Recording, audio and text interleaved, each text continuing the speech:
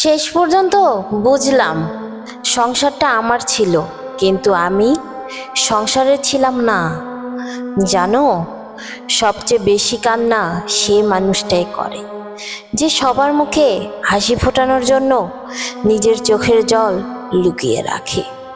আজ আমি তোমাকে কোনো গল্প শোনাতে আসিনি, আমি এমন একজন মানুষের কথা বলতে এসেছি যে সারা জীবন শুধু একটি স্বপ্ন দেখেছিল, একটা সুখের সংসার হবে।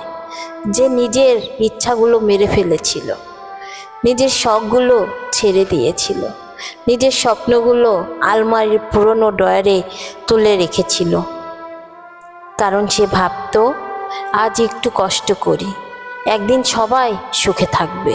কিন্তু সেই একদিন আর কোনো দিন আসেনি। বরং একদিন সে বুঝতে পারল যাদের জন্য সে নিজেকে শেষ করে দিয়েছিল, তাদের ব্যস্ত জীবনে তার জন্য একটুখানিও সময় নেই। তার ক্লান্ত মুখটা কেউ পড়ে না, তার নীরব কান্না কেউ শোনে না। সে ঘরের মধ্যেই একজন অতিথি হয়ে গেছে। ভাবো তো, যে মানুষটা পুরো সংসারের বোঝা নিজের কাঁধে নিয়ে চলছে, রাতে ঘুমানোর আগে সে যদি বুকের উপর হাত রেখে শুধু একটা প্রশ্ন করে, আমাকে একবারও কেউ বুঝলো না। এই প্রশ্নের উত্তর যদি নীরবতা হয়, তাহলে এর চেয়ে বড় কষ্ট আর কি হতে পারে। কখনো কখনো মানুষ ভাঙে না, ভেঙে দেওয়া হয়। একটি অবহেলার কথা, একটি অপমান, একটি তুমি কিছুই পারো না, এই কয়েকটি শব্দই বছরের পর বছর গড়ে তোলা সাহসকে ধুলোয় মিশিয়ে দেয়। তবুও সে পরদিন সকালে উঠে আবার কাজ করে, আবার হাসে, সবার জন্য দৌড়ায়, কারণ সে জানে তার থেমে যাওয়ার অধিকার নেই।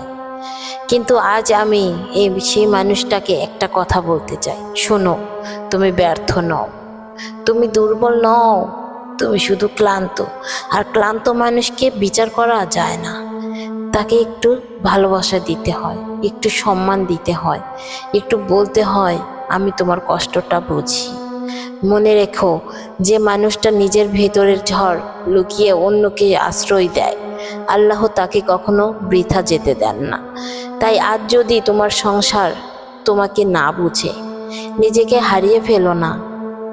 আজ যদি তোমার স্বপ্নগুলো ভেঙে যায়, নতুন স্বপ্ন দেখতে ভয় পেও না, কারণ জীবনের সবচেয়ে সুন্দর সূর্যোদয় অনেক সময় সবচেয়ে অন্ধকার রাতের পরে আসে। একদিন তুমি আবার হাসবে, হয়তো আগের মতো নয়, কিন্তু আরও পরিণত হয়ে।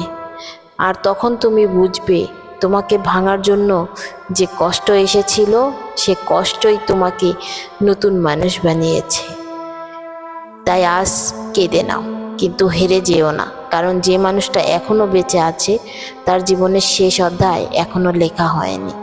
যদি আমাদের ভিডিওটি ভালো লাগে, অবশ্যই লাইক করে আমাদের পাশে থাকবেন এবং আমাদের চ্যানেলটি ইমোশনাল সূচনা চ্যানেলটি সাবস্ক্রাইব করে পাশে থাকবেন।